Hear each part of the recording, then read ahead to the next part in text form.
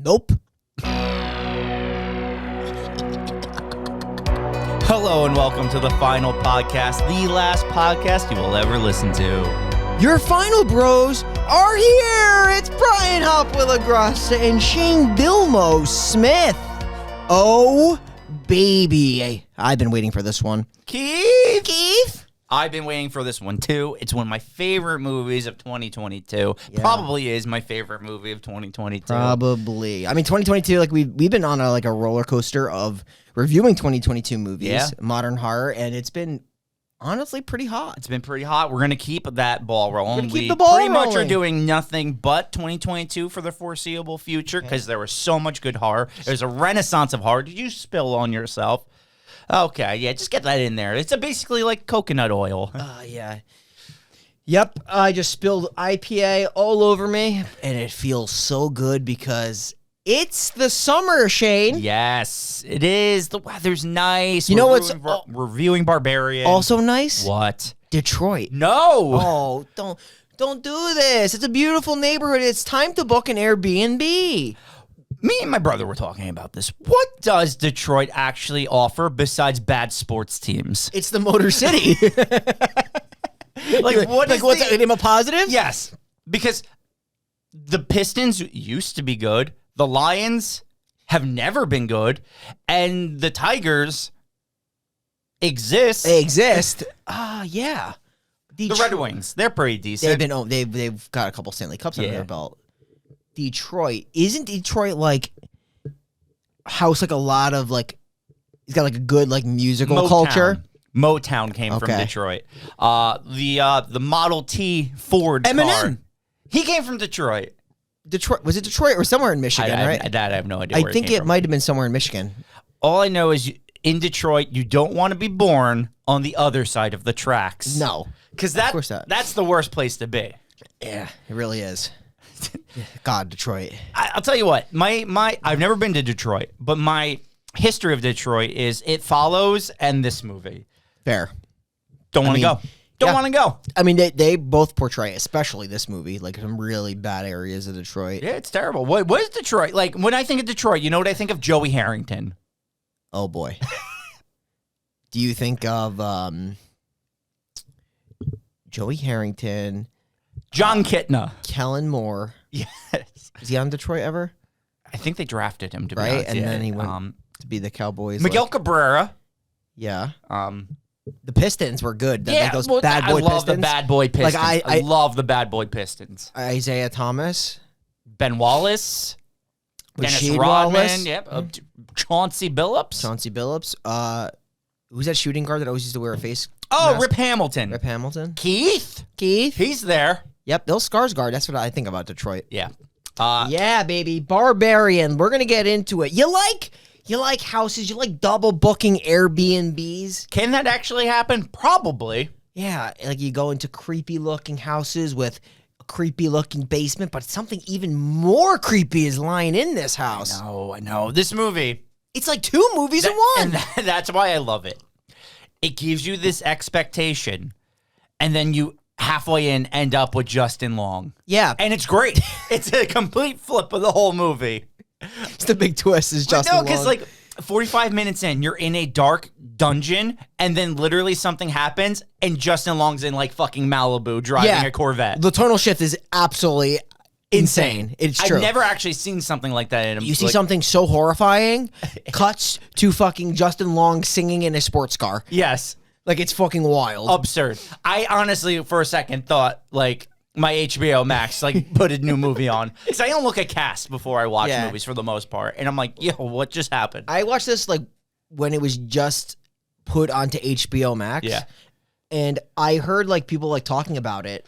So I wanted to watch it, but I never watched the trailer for the movie. Yeah. So when I was watching it, like, I couldn't go to sleep. It was like 3 o'clock in the morning. Yeah. My lights were out because I do like watching with the ambiance by myself. I agree. You know? Agreed. And I was very scared that first 45 minutes. I will admit the movie gets progressively less scary as it goes. Yes. You feel the same way? 100%. But I think that's kind of, I think that's the intention of it. It is the intention. It is the intention. That's why like I don't like take too much of it away because that was the purpose of the movie. Yeah. I think it is set to be like the first part is like the mystery, and then the second half is just kind of like how the story builds to conclusion. Yeah, because at the end of the day, the woman in the basement is not the villain. It's AJ Gilbride. Yeah. I would say and the father. Oh, and the father. Yes. Yeah. It's wild. Like, because I'm thinking like they're saying like I would definitely want to get into it, but the whole is like who is considered the barbarian? that's a good. I assume it's the father, right? Yeah, people will say it's the father because there's that whole line that the I don't know if you want to call him the hobo or the drug addict or what you want to call him, but he goes, she's not even the worst thing in that house. Yes. The whole idea is because like she's a prisoner herself. She's a genetic error. Yes, essentially. So exactly, she's like a prisoner herself to what he was doing. But you could also make the argument for AJ Gilbride, which I think is very interesting because they present him as this character where like he has a path of redemption, doesn't follow the path of redemption. It could be like the comparable Barbarian, and that's why I really did like his character. Yes. Well, they do his character well because it's honestly a very realistic portrayal of like a pathological liar where he makes you believe that he is going to change and that he wants to better himself. Absolutely. But every chance he gets to like just help himself and get away, he took every single opportunity. 100%. It's so true. Like he could not have done more like just being an absolute total farce of a human being. Yes. It's even little things he does where it's like not even when he's in Detroit, but even like he's on a phone call with his mom. Yeah. And he just cuts her off to go party. Like 100%. And it's just like those little things that just like, yeah, this guy's kind of a shithead. Yeah, he's definitely somebody that was like probably just made it into Hollywood, and now he just like thought very highly of himself. Exactly, and that's what I took too. He could not like handle the stardom. I guess whatever. I feel like he wasn't like a superstar, but he was probably like building a pilot, building a career. Yep. But he just thought he was there. Exactly, and that's the issue because everyone gets rid of him so fast. I have the greatest question, and we're not even talking about the movie yet. How does he fucking get to own this property? That's a good point too. To be fair, it was probably really cheap. Yeah, and the way I'm thinking about it, like, if the father's downstairs, like no one's there. Like they probably thought it was abandoned, and it's not livable space. So you just unless you pull that rope, you never know that building that area is down there. So it's foreclosed. It goes up on auction. Probably bought it for dirt cheap. That's what happens. But you know what else happens? The spooky pit. Yeah, baby. It's way overdue. Yeah. Okay, let's do it. Let's jump into it. I'm jumping into it, by the way. Yeah. Well, no, I know. Let's double book this Airbnb. Yeah. Barbarian, released in 2022. A young woman realizes her Airbnb is double booked, but should have been smarter to realize the house is in Detroit. Where's the evil? The neighborhood or the house? You're asking. Directed by Zach Kreger. I think this is his like debut movie. It's a great debut. Or at least it's like his first big one. Stars Georgina Campbell as Tess, Bill Skarsgard as Keith, Justin Long as AJ, Matthew Patrick Davis as the mother, and Richard Brake as Frank. It's interesting how they cast a guy to play that because it's a big. Yeah. I think the actor that plays her is like 6'7". Huge. Really? Interesting. Yeah, I think I was reading that, or like 6'5" or something. He's some really tall guy. Oof. You can't tell. They did really good with the makeup and all that really stuff. good. Looks like a female, some saggy ass titties. Oh, very saggy. All right, so let's talk about the movie. So we're going to start with our main character, Tess, right? You said Tess wasn't? Yeah. She's going to pull up. It's dark, and they do that very well where it's dark so you can't see any of the homes around the Airbnb. Yeah. Because they are all destroyed. Yeah, It looks like literally it was nuked. Yeah, but you don't really see it. You don't until the next day. So she pulls up to her Airbnb. She's there. The key's not there. She's going to go back and call. No one's answering until someone turns a light on. In the house. So she goes, she knocks on the door. Keith's in there. Answers. You know what's weird about this, though? Do you notice that like somebody's calling her and she's dodging calls? Yes. That really, is never mentioned. That really doesn't come back into play. No. It's a guy, Mike, right? Yeah, and I'm wondering, I'm like, this guy doesn't look for her. He doesn't come back into the movie whatsoever. It's almost like a red herring. Yeah. Because you're right. It's never brought up again after this. Or it makes you think that, like, maybe, like, she's unhappy. That's why that she's, like, catches on so quick to this guy. And it kind of, as the viewer, you're like, okay, well, maybe she's avoiding something. So that's just why she'll leap right into the arms of Keith. It makes it more believable that why she would, like, just go in with him, maybe. Like, yeah, I mean, like, it is a scary situation, especially for a lady. Like, that is a... Yes. And she does, even though she goes in, she does do all the smart things. She like looks at everything. She doesn't accept any drinks. She like even takes a photo picture of like his ID. Yeah. In case anything goes wrong. So they talk to each other. They find out she booked through Airbnb. He booked through Wayfair or something. Honestly, HomeAway. That's it. And so they were double booked. They exchanged phone numbers of like the companies. Like they realize it's the same. They show each other's booking information. So it's believable. They've both been double booked. Yeah. And so he's like, hey, there's a convention. Always a convention. Yeah. He said there's like is it a medical convention? Yeah, medical convention. So she can't go find a hotel. It's not going to happen. He's like, you're not going to find a hotel. There's a convention. Forgot about that. So right away, you're like, the idea is you think this guy is definitely like a creep. Yes. Like he's definitely just trying to, at least he's a mystery. You don't know a lot about him. He did confirm the double booking, but he's very peculiar in his mannerisms. So you're like, okay, this guy is shady. Exactly. And the double booking thing, yeah, he confirmed it, but he could still own the property and have booked it himself. 100%. So it's all like, all right, this could still be going wrong. Like I said, she goes to the bathroom. She finds his wallet in the bedroom. She takes a photo of his license. They start to talk about their lives, and like he keeps offering her wine, and she's like, "No, I'm good." He's like, "I can make you tea." She's like, "No, I'm all right." He's like, "I get it. You don't want to drink anything." He's like, "You could watch me make it if it helps." She's like, "No, I'm okay." But then they start to talk about like movies because she's gonna work on a film with an independent movie director. Yeah, and that's why she's here. She's here to stay overnight because she has an interview the next day with, I guess, the director of the movie, and it's about like some kind of like blues or like rock music and like this subculture of Detroit. Yes. And that's when we find out he was one of the founding members of some band. Did you know the name of the band? I can't remember it. I forgot it. I was hoping you remembered. I'll look it up while we're talking. But it's totally irrelevant. It is. I was just like, I forgot like the Lion Tamers. That is the Lion Tamers. Yes. Okay. He's like, I wasn't the guy, but I was one of the guys. Yeah. So apparently they just go around and like look at property to like buy and I guess fix up in Detroit. Yeah. Is that was the concept?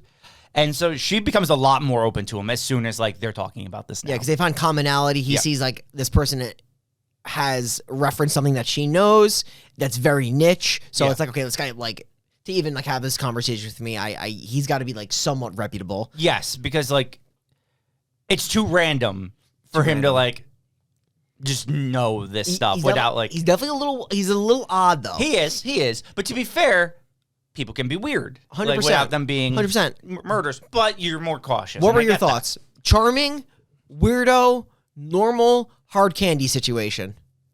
Yeah, okay. So I thought he was, honestly, I didn't know what direction this movie was going to go in. And with a title like Barbarian, I always thought, because I didn't know anything about this movie like you going in. I thought he was going to be the, like a killer or something like that. And the fact he wasn't is what makes this movie so good. The fact that he wasn't. Yes. The fact that I thought maybe like she would be like, it'd be like one of those weird like knock hard candy twists. She's not.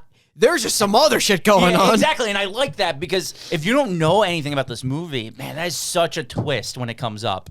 And I love it. So yeah, he offers her the bed because he's like, no, you're the lady. You can get the bed. I'll take the couch. He does this weird thing where he goes into her sheets and then flips out like out of the sheets to like perfectly fluff the bed. Is that what you do with your bed? No, I've never seen a single person do that before. Does it work? Should we Worked try here. it? I think so. Like what he did. Yeah. He turns it inside out. He did great. So she's going to go to sleep. He's going to go to sleep. In the middle of the night, though, her door's open. And it wasn't open when she went to sleep. It just comes open. You think was that door closed? It was closed. So a breeze can't bring it open. No. Unless that's just not a good lock. Yeah, but it could. That's possible. It's Detroit. But she starts to hear some stuff in the other room. So she goes to do a little investigation, and Keith is just like, Like some kind of weird like night terrors. Yeah, he's out. And then she touches him, and he freaks out. He's like, oh, what the fuck? Yeah. And he's close to her. He's like, what the fuck are you right in front of me? Why are you right there? Yes. But he doesn't know her. Exactly. Yeah. So, and that's when you're starting to think, oh, maybe it is the reverse situation. Yeah. But you do see something in the background during this scene. You see a door all the way in the back of the hall close. Yeah. And you're like, huh. That's what's weird. going on What's back happening? there. Yeah. So we wake up the next day. Keith is gone. He's left her a very sweet note saying, I've gone out. Please leave the key in the box. It's funny because when I was watching this with Caitlin, she doesn't like paranormal movies. So I told her, I'm like, it's not a paranormal movie. Yeah. And this part, she's like, you fucking told me this wasn't a paranormal movie. And I'm like, it's not. When the door closed, I'm like, it's not. Yeah. Trust me, it's not. Yeah, you'll see. You'll see. So she goes to her job interview. Goes great. I feel like she landed the job, even though we don't know that she hit it off great with the director. It's funny. Bye, darling. It's so funny when she tells the director where she's staying. And she's like, oh, no. No, no, honey, please, no. Well, it's like until she leaves for this job interview, it's bright daylight. Yeah, that's right. You get like the view of around. That is the only fixed up house in the neighborhood. Yes, every other house has been destroyed. Absolutely. Like, not even like, it's not even like run down. They're like the ceilings or the roofs are missing. It looked like my trip to Ithaca, New York. Like what? when I went to Ithaca, the houses look Cornell, like that. Bro, for miles, areas in New York were just flush with looking like that. That's terrifying. Yeah, really bad. And then there was like an area of houses that were so bad, and there was like picket signs that said like no zoning, no zoning. No zoning. I'm like, I don't even know what the fuck this means. And then there's one sign that said, "There's a war in the valley." Oh my! Get out of there! Like, what the fuck is going on here? Get out of that neighborhood. There's like 7 barbarians in those houses. So she comes back from her job interview, and she's going to the bathroom, and oh wait, very important. When she gets back from her job interview, there's literally a homeless man chasing her to the door. He's kind of blurred. You just see this like a man, like a raving lunatic, just chasing her. He's like, "Hey, girl, don't go in that house! He's fucking running out of there! Hey, girl!" And he actually chases her to the door, just banging on the door. She just closes it in time, not to get him inside. Yeah. So she does what any person does. She goes to the bathroom after that ordeal because she didn't shit her pants, but she now needs to shit. Yeah. No toilet paper. So you gotta go downstairs into the basement. Yeah. Issue, the door closes. Huge issue. The doors in this place are just absolutely wild. But I liked this because since the door closed on its own when she was down there, you could then think, oh, at night the door would just close on its own and there was nothing there. Mm-hmm. Happens. But she's locked in now. That's the problem. Yeah. So what do you do when you're locked in the basement? You're going to look... you're actually going to just do nothing and you're going to sit down for a while. Yeah. But when you're done with that, yes, you're going to look around. Okay. Especially at the walls. Yes. You're going to look for ropes hanging out of the walls. Do you ever see that? I haven't, but I have in this movie now. I'm going to be honest with you, though. If you just randomly see a rope out of a wall, you're going to give it a tug. Oh, 100%. I feel like you're definitely going to give it a tug. Yeah. Yeah. You'd tug. I would tug. Yeah. I'm tugging the rope. You're a big time tugger. Yeah, I'm tugging the rope. Yep. I would then go into the room. I would then see the room from a Serbian film, and then I would do everything I could to break down the door and leave. 100%. I'm cracking every window, jumping out. That is a terrifying fucking room. Yeah. Like, that is enough to scare the absolute dog shit out of me. I would be done for my life. Yes, because let's describe this room. It is a small, it used to be a white room, but it's covered in, I don't know, blood handprints. Yeah, there's blood. I think there's like one blood handprint, and they're just like, it looks like brown. It's dried blood is what I took it. It's dried blood, yeah. That's what I took it as. Yeah. And there is literally a shitty bed and a 1967's video camera. Yep. Terrifying. Just absolutely terrifying. Yeah, she's like, fuck this. Because she also realizes how far it goes. Mm-hmm. She's like, no, I'm not doing this. Luckily, Keith comes back. I do love the part where like she sees like the long hallway, and she's like, nope. Yeah, it's great. Absolutely great. Which is what I would have did. She does eventually check it out, because I guess if you're stuck down there, you might as well. Sure. But Keith comes back. He opens the door for her. She's like, we need to leave right now. She's like, there's a bed. There's a video camera. We're going. He's like, wait. What do you mean? She's like, I'm not ready to leave. It's just because there's a camera in a bed. I mean, like, every house has a camera in a bed. Like, what are you talking about? So this is where I got both suspicious. Yes. And also understanding, because she was just kind of rambling. Yeah. Like, she wasn't, like, if she was, I get why she's not calm, but if she was just like, there is a snuff film bedroom in the basement, I think I would have believed her more than just her saying there's a bed and a camera. I would have been curious to check it out. 100%. But it's also hella sus to not just leave. Yeah. I get it. But he goes down to check it out. And she's like, I'm not going down there. He's like, okay, just do me a favor. don't leave only because of the door locks. I want to get out. Fair. Actually, all fair requests. Yes. I would probably persist it more for him to leave, but he clearly was not leaving. He goes down, checks it out himself, and you just don't hear anything anymore. Keith? Nothing. Keith? Nothing. So it prompts her to start looking down that creepy long corridor. Yes. Previously, she was like, nope. Now she's got to go down it. So she's going to... It's a staircase, isn't it? It's a staircase down. And I'll be honest with you, it looks like a bootlegging tunnel system. Where, Hey, 100%. I two things I thought of, bootlegging or like Harriet Tubman, like Underground Railroad. Underground like, Railroad this tunnel. Is Night of the Demons. Like, what's going on here? But Yeah. she's... So it's really just like concrete around it, but it's so dark and creepy. I think there might be like wooden beams. There are. But there's nothing else. It's just like, that's all it is.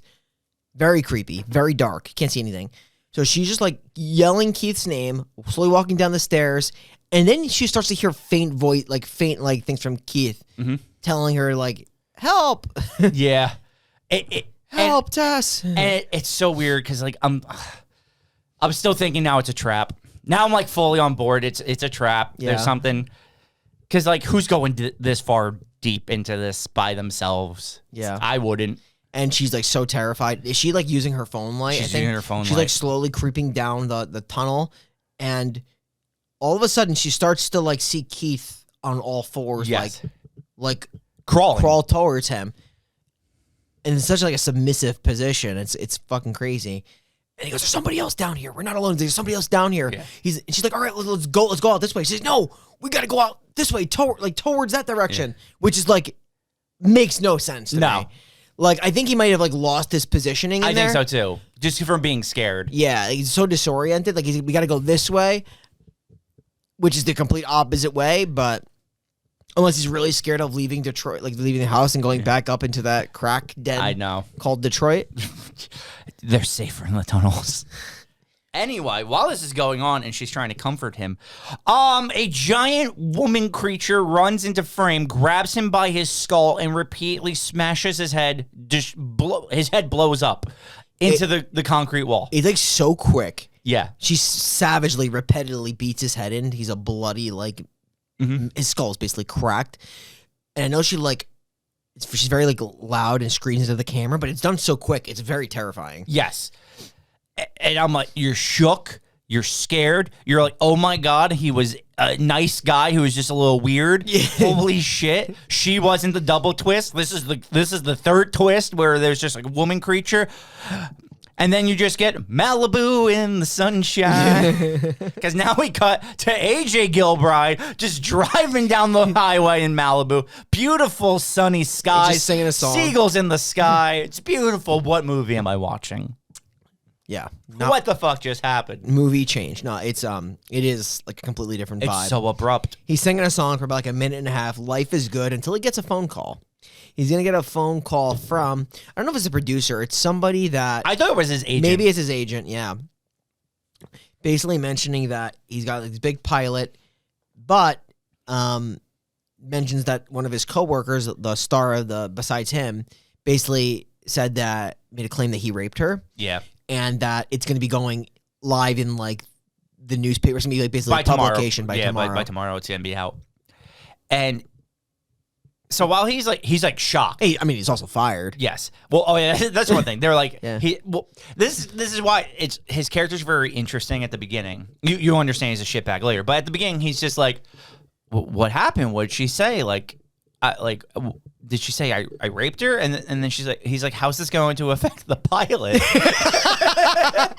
And they're like, oh well, they're not going through with you. He's like, can we write this in? Maybe our chemistry will be a little like a real raw set. I'm like, my guy, get your priorities straight right now. Even if you're innocent, let's not think about the pilot. Yeah. And they do a decent job at the beginning of like actually having you question whether he's innocent or not. 100%. And they do a very good job at the end of defining that he was not innocent, pretty much, just based off of his actions. I think that's what the correlation is. But I mean, like everybody's getting raped nowadays. Yes, and and that's what they're playing off of. They're kind of playing it off of like someone's side versus his side, and like even when he's like talking about it and like how apologetic he seems about it, or like how it could have been misconstrued of what the actual intent was.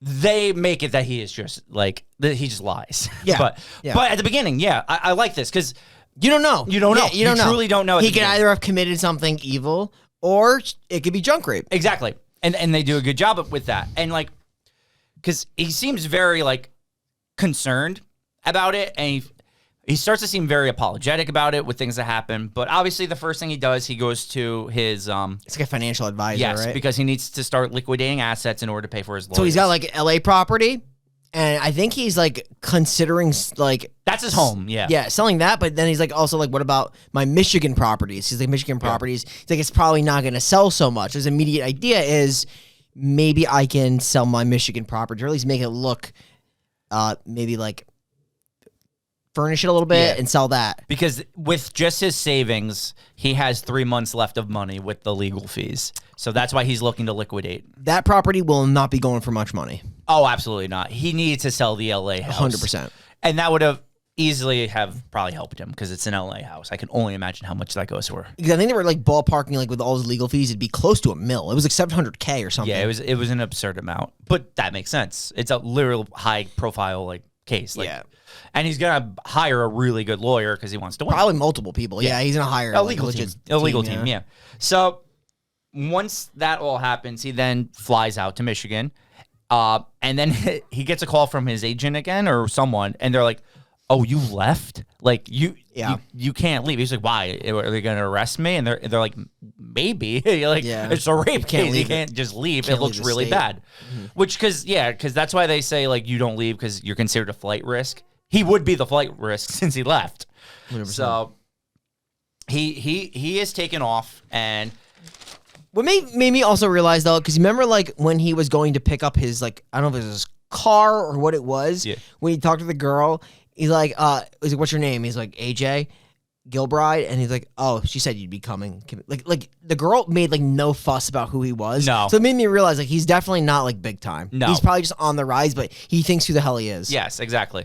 Like he probably did a TV show and then got a pilot to star in a TV show, and now he thinks he's big shit. Exactly. But wait until you actually star in the TV show first. Yeah. That's the thing. He probably overbought. He Nick Caged it for a few years. Now he's doing the season of The Witch.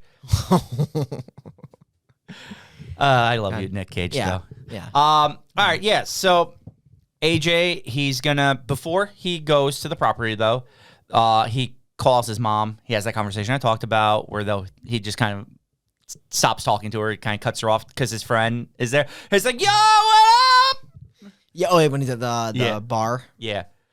And they have the most bro-y conversation. He's like, you know what I mean? Like, he's like, no, but dude, like, did you rape her? He's like, well, no. He's like, I was intimate and like we wanted to get into it, but she like wasn't that into it, and I would just like kind of get it. It took a little while, like give and go, but no, she didn't. I didn't rape her. No. He's like, you know how I could be? I could be persistent, but I think that's the word to use. No, yeah, pretty much. But like essentially, like that's the vibe. Yeah, and it keeps going, but then like. After that, where he seems like a shitbag, when he gets back to the apartment, he calls her. And he, like, sincerely... Do not call her, AJ. Oh, my God, yeah. The lawyer highly recommended he doesn't call her. He calls her. And this is when I felt bad for him because he apologized, but that whole message they're going to use against him as apologizing for raping her. That is fucking toast. Yeah, he cooked his own case. It's pretty much an admission of guilt at this point. Exactly. Like, he didn't come out formally and said it, but the apology and the way he, like, was kind of, like, trying to sympathize with the situation. Yes, he's like, sorry. Like, he didn't mean certain things. Like, he didn't come right out and say it, but it was probably enough. And it's bad for court. Horrible for the case. Yeah. So, all that aside, and now you're, like, starting to almost feel bad for AJ. Just because, like, he did seem sincere and sympathetic. That's why they keep flipping you with this guy. Yeah. They do it really... Like, Justin Long, I never thought the guy from Dodgeball would be such a good act. I love fucking him. Crazy, He's so good. Very good. So, yeah, he goes to the property, and he just, like, looks around at the town he's in. And then when this scene's actually hilarious. When he goes in the apartment, and it just looks like people have been living... There's squatters in here? Like, what the fuck is going on? He's like, wait, like, does anyone check? He's like, we only send the maids if people have, like, left. He's like, oh, When's the last time anyone's been here? It looks like people have been living here. Yeah, I think what they do is they only when the property's about to be booked do they send the maids in. So like if people like leave or whatever, like no one's there. So it's that's kind of creepy too for a homeowner that like your property could just be getting squatted in and you would not know unless like other people book. Yeah. But that's a whole nother issue. So AJ, he's gonna like, he's looking around and he goes he's trying to basically see how much his property would be worth, right? So he goes into the basement and he finds the secret room and it's like he Googles like how much a basement, like an expanded basement would up the property value. And he's like, oh shit. He gets a fucking tape measure and he's tape. I guess he doesn't think it counts as livable space, so he's just like fucking measuring taping it out. It blows my mind. And this is where like it gets kind of funny. He doesn't acknowledge the camera. He doesn't acknowledge the blood scribblings on the wall or the creepy looking bed. Nope. It just literally takes a tape measure down into a dungeon. And he's just laughing. It's like 9 feet. Yeah. It's so sick. He walks past the dog cages or whatever those cages were. You see fucking cages, you can only imagine like what the fuck's going on in here. I'm pretty sure he walks past a mother breastfeeding on television because there's like a weird, creepy retro television, couple televisions set up that's showing a woman breastfeeding. Yes, just imagine watching that on loop all day. Yeah, it's like the only room in the dungeon that's lit up. It's like illuminated pink. Yes. Very creepy. Yeah. Like, what the hell is going on down here? It's like a whole other world. I know. It really, really is. So, like, while this is going on, something then yanks the measuring tape. I forgot what the word was for a second. Yeah, yanks the measuring tape. And doesn't he, he starts to run, right, from the creature? Yeah. And he falls into the hole. Correct. And inside the hole is Tess. Who's very quiet. Yes. And we actually, because she shushes him, we cut. Because he's like fucking noisy. Yeah. He's erratic. We actually cut now to a completely different scene again. I love this. We cut to, I think it's like 1950s Detroit. Yes. Beautiful. Detroit has never looked so good. Is it? Is that the 50s? I was 50s or 40s. I thought so. But for some reason, I thought it was like the 80s. That would make more sense because you got to go based off of his age. So the movie takes place in 2022. And in the flashback, what would you say Richard Brake is like 40, maybe in his 40s? Yeah, I don't know what. Yeah, you know what? 80s would make a lot of sense. I forgot what it was that triggered me to think it was the 80s. I forgot. There was something specific. Fucking, it looks like the 50s because there's like white picket fences and clear fucking skies. But that could have just been Detroit in the 80s before the bomb hit. It nuked everything in like a 40-year lifespan. It would make sense though to be the 80s because Detroit hasn't been that bad for that long, and like it would make sense that it started to go downhill in the 80s, right? I don't know the history of Detroit. I'm kind of just spitballing. No, yeah, I'm gonna actually look up like what time frame that flashback was. Yeah, because 80s makes sense, though. Just going off of age of character and where he is in 2022. I forgot what the tip-off was of why I thought that. Set in the 80s. It is. Okay. Yeah. Okay. You know what? I don't know why. It's just like the way they were talking to each other. I was like, yo, this is so 50s. But I guess people were nice to each other in the 80s, too. I agree with you. Like, the neighborhood looked definitely like the 50s. It is. Like, right? It just had that feel to it. But okay. It's the 80s. Which makes me ask a lot of questions if it's the 80s, because I like thinking like in a 40-year lifespan, like how badly can you fuck up your genetics to get that? I know. So this man is a man of no principles. So he is morally every 12 years he's morally dead. Say every 12 years he's impregnating someone, like. Yeah, it could happen because I'm actually thinking that I don't know, but I'm thinking like he's like having like children and the children are having children. Well, exactly. That's what I'm saying. So he's getting dark. He's having sex with a woman, and then once the children get of age, he then does it with them. And you think like women can get pregnant as soon as they get their, yeah, could be like as early as like 10, 11. Yeah, and that's what I'm saying. So that's why it's like every 12 years he's doing it. Also, to be fair, we don't know when he started this. Also true. Like we just get thrown in. We're just seeing an incident. Yes. That may not be the first. Exactly. Because he does go out shopping like he's done this before, even when he goes into her home. Like, that's a man who has done this before. You're right. It looks very routine. So essentially what's going to happen is you're right. Clear skies. He's going to, you see an annoying neighbor, whatever. He's going to go to the shopping center. Yeah. He picks up like diapers, all things for a baby. Yep. And he's like, he talks about that with the person. And then while he's driving home, he stops at a house. He puts on a jumpsuit that says like Carlos or something on it. Man does not look like a Carlos, if I'm being honest. And he's just like, and this is how easy I guess it was back then. He's just like, gotta inspect your water. And she's like, oh, come on in. Yeah. He definitely looks like a Paul. Yeah. Greg. Or a Paul or Greg or even a Frank, which he is. Yeah, he does look like a Frank. So she just lets him right in. He does this really neat trick where he checks the door in the bathroom, but he just unlatches the window so he can break in later that night. Very Richard Ramirez-like. Yeah. So he walks out, says, everything's fine, ma'am. You just call me if you need any assistance. And then he goes back to his home, and obviously that's where he's been keeping all these women. I also do like, though, where the talk with the neighbor is kind of important, only because the neighbor's like, you moving out, Frank? The town's getting to shit. Yeah, the town's going to shit. And it's funny because the town looks beautiful right now. Know. And just they do a good, like, when they pan back to, like, actual Detroit, it's hideous. I think the neighbor is, like, moving out. Yeah, he's moving out. He's like, get the fuck out. But obviously, Frank has never left. It's like the reverse gentrification of Detroit. Yeah. Fucking getting shittier. So from there, back in the basement. Yes, and Tess is just telling AJ, just like, shh, quiet, do whatever she wants. She thinks we're her babies. So you get this hair fucking nippled bottle just angled down, and you know that milk is tasting bad. She's like, fucking drink it, you drink it. And he won't drink it. She does drink it. She does, and that's why she drinks everything, and that's why she's very preserved and okay, and like she's quiet. Where he's the exact opposite. He's nervous. He's making noises. He's not drinking the hairy nipple bottle. No, and it's terrifying. And so the creature, it's not a creature. The woman jumps down, and she she's like goes right up to his face, and then just pulls him out of the thing with him, and he's just screaming as like. So Tess now, like, she climbs her way out, right? Yep.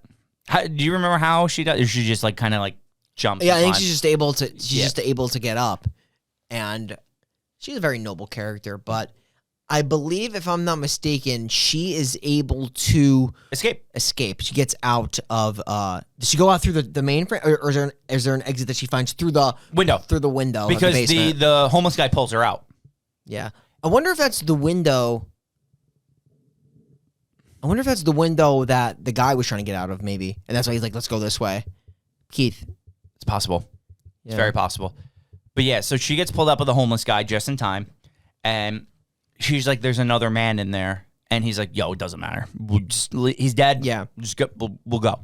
So Tess actually goes to call the police. I think this might be the scene where she's like, it's bad in there, but she is not even the worst thing in that house. Yes, he says that to her. Yeah. He says she's not the worst thing in it. Coupled with the flashback you saw, so you're getting pretty much from that you're getting a pretty good idea of like what fuck's going on. What else is in there? Yeah. So she goes to the police. The police literally think she's a crackhead and don't listen to her at all. Yeah. They're like, "Where's your ID?" And she's like, "I was literally kidnapped. I don't have my ID." And it's kind of annoying because like the police are awful. And I get it. They're like, oh, she's a crackhead. But, like, you can kind of tell the difference between a very, like, she's talking normal. Talking very clear. She's startled, of course, and emotional. And she's scared. But there's clarity in her voice. Yes. She doesn't sound like she's hyped up on drugs. Yeah, what she's saying is kind of crazy, but, like, maybe give it a little. And then they bring her back to the house, and they're like, the only thing we got here is that you broke that window. Yeah, no, it's so classic. Like, she's the only one doing wrong. Yeah. And breaking and entering. And they're like, we could arrest you. And she's like, fucking what? So they get a call. Obviously, there's a shooting in Detroit. They have to leave. Nothing new. Nope. Sad. So she gets in her car, and she's about to leave, but doesn't the creature come outside? And that's why she rams the creature with her car? Yeah. Just slams it directly into the house. So she goes back inside, and she goes to look for AJ. But while she's looking for AJ, AJ is also walking around downstairs. Yes. And this is where he stumbles into some things. Yes. Looking around. He, I think, just like mistakenly goes into the Frank's room. Yes, he does. Essentially, where it's like you see a bed, a TV with a bunch of litany of different VHS videotapes. Yes. You know, your classics. You got Puker. You got noticed that. Redhead. Yeah. It's like Gas Station Girl is one of them. I actually wanted to freeze frame and read all of the things. I never got around to it because I was just curious like what the titles of those were. Yeah, but those, I like how you mentioned the like Redhead and Puker too. I definitely noticed there was definitely one that was Gas Station Girl. Yeah, some just had names. Yeah, but you see like this very, very old man who's practically like on his legitimate deathbed.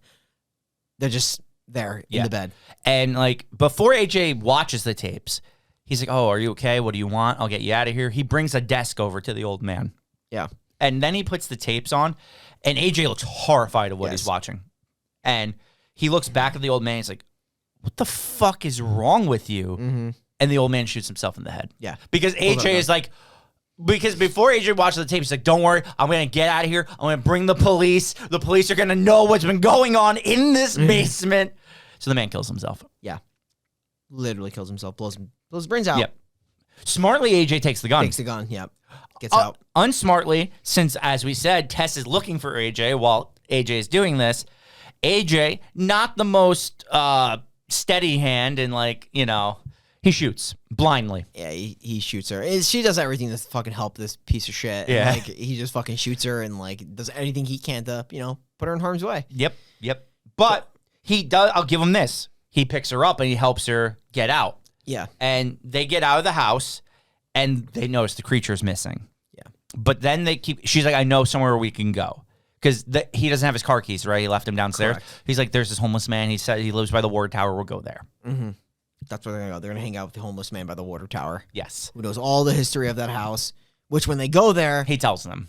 Don't you love Detroit? You love it. The Motor City, cars, broken down houses, garbage can fires, swapping tales about Barbary Lane. Yeah, it's great. It's great. Good old time. I love a good barrel fire. It's interesting because Barbary Lane is the name of the street, right? And let's just say, like, what do you call, like, someone that lives in an area? Like, this person is if you live in New Jersey, a New Jersey Inn. Barbarian. That's interesting. So is that what the Barbarian stands for? I don't know. It was genius. And I was thinking about it the other day. I like that. That's a good, like, on my rewatch. Well, maybe. Good little tie together. I like that. So the homeless man is like, don't worry. The girl never comes here. She knows better. So, of course, she instantly comes there. It's just uncanny with the timing. The timing is wild. She Gears of War executions this man by ripping his arm off and beating him with his own arm. Correct. It's brutal. It's fucking brutal. Yeah. So then they start to run. And by they, I mean AJ runs without her. He doesn't give a fuck. He leaves her behind. She's a gunshot. Yeah. She's a gunshot wound. Yeah. So he leaves her behind. So you're like, okay, dick move. Also, because I didn't mention this, he gave a big speech to Tess and the homeless man of how he doesn't know if he's a good person who did a bad thing or just a bad person. Yeah, he needs redemption. And you think he's going to get it. Yeah. And then he leaves her. When he leaves her, he just runs up the water tower. And you're like, okay. And she's like following behind very slowly. He drops the gun. Well, this is fucking Butterfingers again. Drops it over the over onto the ground from the water tower, which is, what do you say, like 40, maybe 30 feet? Yeah. Is that too high? I was at 30 it was like 30 feet. They get to the top. They realize they're cornered as she's getting up there. And they're like, what are we going to do? He's like, I got it. He's like, I got it. One of us can escape. He's like, I'm going to need your help. And he fucking pushes her off the water tower. He rolls her fucking off. And obviously, the woman thinks that was her kid. Surprised baby. Jumps after her. She cradles her in her arms. and they both splat on the ground. Now, my question to you is, if AJ was falling off, would she have chased AJ? Probably not. No, she wouldn't have. Because it's not her Baba, because he didn't take the milk. She just wanted to kill him. It's interesting, because even though Tess had run her over, it's still her baby because of how reciprocant she was to letting her groom the milk and all that stuff, She was just rebelling with the whole car incident, you know? That was your teenage years. You never hit your parents with your car. Yeah, that's it. We had a friend who hit everything with his car, poles, everything. So AJ goes down to see. The scene's fucking absurd. AJ goes downstairs to see like what's happened. The woman looks dead and Tess is alive. He's like, he picks Tess up. He's like, oh my God, you have to understand, you slipped. I was like, I could barely catch you. I didn't have time to react. It's like, it was really your fault when you think about it. And that's when you're like, okay, he's a horrible. Yeah, he's like the worst. Yeah. And then the creature gets up and a very graphic scene, sticks her like fucking sharp ass fingernails into his eyes and rips his head in half. Yeah. It's like deserved. It's kind of deserved. It's a very interesting last scene because she takes the gun, Tess. Yeah.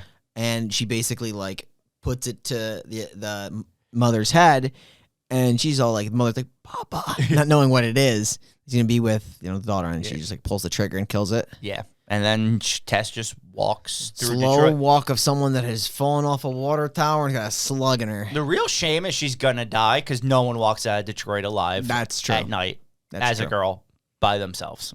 A girl walks home alone at night. Yeah, she's a vampire. Yep. Detroit, Tehran, they're all the same. Yeah. That's Barbarian. That's it. We're done. What a good movie. Mm-hmm. What a good movie. What a flick. What a flick. I love it. Detroit, you gotta love it. Oh, not that part. It's the Rock City, Shane.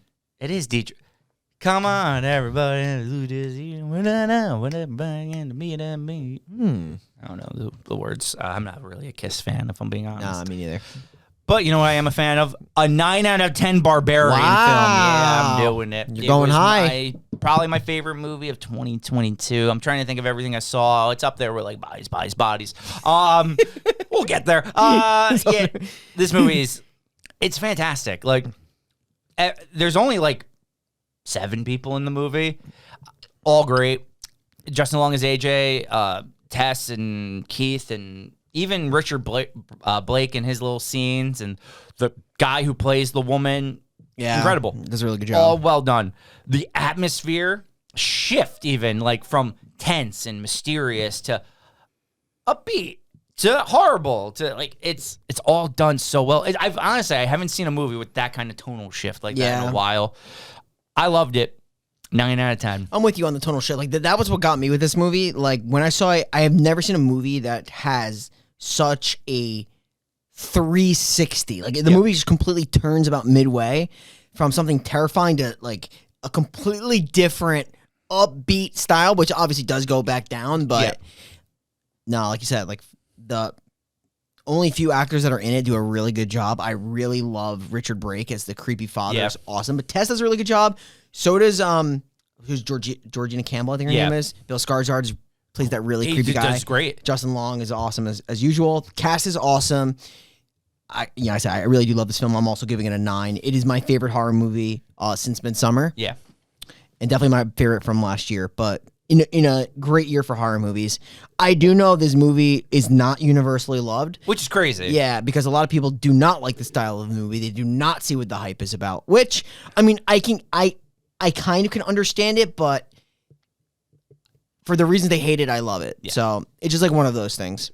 But yeah, I have nothing bad to say about this movie. I love it. Yeah. The only thing I would say is maybe like towards the end, it got like a little bit less scary, but like you said, that's kind of the point. Because it's not a perfect movie, because there are some things that happen that seem impossible. Mainly the inbred woman surviving as much stuff as she survives, like getting hit by a car, falling off of the water tower. Or even Tess surviving some of that stuff. Or even like trying to figure out like if making that is genetically possible in 40 years. Yeah, exactly. That's what I said. That's why it's not a 10. But it's a damn good 9. Yeah. Yeah, I think they should have gave a longer gap of time. I feel like 40 years, you could like make... Which is probably why I thought it was the 50s too. Like 100%. I was thinking the same. Well, number one, it legitimately looks like the 50s. Yeah. But I don't know what it was that tipped me off to the 80s. Is this possible in 40 years? We could do the math, but he'd have to really be replicating almost at the point of period. Yeah, right? Like, which is... sick, but this is obviously we're dealing with a Oh very yeah, sick man. this is literally like this man's brain is just fucking so devoid of any morality, empathy, anything good. Yeah, it's dark out there. So now we gotta do our favorite part, a little Necronomicon, whichever we're gonna decide. Best kill. I mean, like for me, I think oh god, there's so many good ones. I mean, like the one that makes it probably the most sense is the last kill, but like Keith's really though sets the whole where like Keith's is totally such a tonal, agree. like I my vote is actually Keith's. Like 100%. I think Keith is the way to go with this. Even though AJ's kill is like I can't even say it's a better kill because Keith's is very graphic too. It's satisfying, but I think the Keith kill is literally like one of the best kills I've seen in a movie. Only because it's so sudden. It's so sudden, so unexpected, and you think he's going to be a character that's going to put her in he's basically a predator. You're thinking he's going to put her in a really bad situation, and then he just fucking gets mutilated. Yeah, like that shift that they are both actually just good people at the beginning is so unexpected. Like, the fact that it's legitimately just a double booking in Detroit. Yes, that's what I'm saying. It's in a rainstorm in the middle of the night, and they're just both there. Like everything that happened was just two genuine people having a shitty time because of a double booking. Night. Wild. And it's actually like it's a pleasant surprise despite you finding out with someone's head getting smashed in. Yeah. All right, so we don't even need to flip. We're definitely gonna go with Keith. Yeah, so. it's Keith. Keith, the leader of the Lion Tamers. Not the leader. You're just one of the guys. It's one of the guys. One of the guys. I feel terrible for you. You were just out there scouting properties in Detroit, looking to better the community. You want to bring Detroit back. You want to make sure that the Dan Campbell rebuild of the Lions is going to be seen by more people. You want people to experience good football. You're bringing it back. Let's get the economy booming there. Too bad you never knew about the creature living in the basement. I'll get you. They'll get you. And by get you, I mean smash your head into a wall. And for that, and being one of my favorite kills of last year, we're putting you in our Necronomicon. Well said, Shane. Thank you. Shocking. Very shocking. You know what's shocking? What? The word Skinamarink. Oh, you're just going right out there what we're reviewing next week. Oh, yeah. Next week, we're going to review the experimental horror film Skinamarink, a movie on a shoestring micro budget that netted Blair Witch, like not the level of numbers of Blair Witch, but like in terms of the variant different percentage-wise. Very high. Very high. Yeah, it's definitely not for everybody, but if you haven't, it's a Shudder original, if I'm not mistaken, and it's definitely an experience. Yeah. It'll leave you thinking or sleeping. Depends on how you're feeling. You're either going to be intrigued or you're going to want to stop watching it because you don't know what the fuck you're looking at for an hour and 40 minutes. I hope you like TV static. Yep. So with that said, we are the final podcast signing off, and we'll see you next week. Skinamarink. I don't know what else to say.